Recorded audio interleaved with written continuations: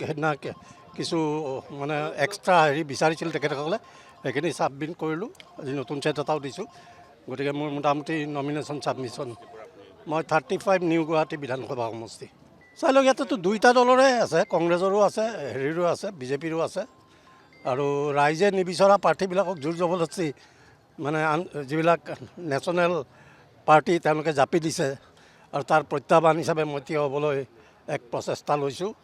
গতিকে দেখা যাওক আগন্তুক দিনত কি হ'ব, কি হয়। নহয়, কংগ্ৰেছৰ বিৰুদ্ধে নিৰ্বাচন নহয়, কংগ্ৰেছৰ হেৰিটো এতিয়াও মোৰ লগত আছে।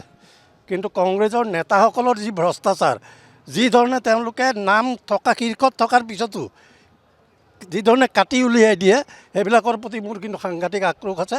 এইবিলাক আগন্তুক দিনত কম, বহুত কথা ক'ব লগা আছে। মোৰ শীৰ্ষত আছিলে, স্ক্ৰিনিং কমিটিত এপ্ৰুভ হৈ গ'ল, পাছ হৈ গ'ল, তাৰপিছত মোৰ নাম কাটি দিয়া হৈছে। সকলো হেৰিতে মই টপাৰ আছিলোঁ, আজিও মই টপাৰ। এতিয়া নিউ গুৱাহাটীত ইয়াত মই 1 নম্বৰত আজি মই দিছোঁ, কোনেও দিব পৰা নাই এতিয়ালৈকে।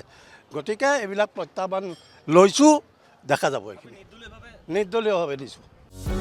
যিকোনো খবৰৰ বাবে যোগাযোগ কৰক আমাৰ এই নম্বৰত 9181 307 221।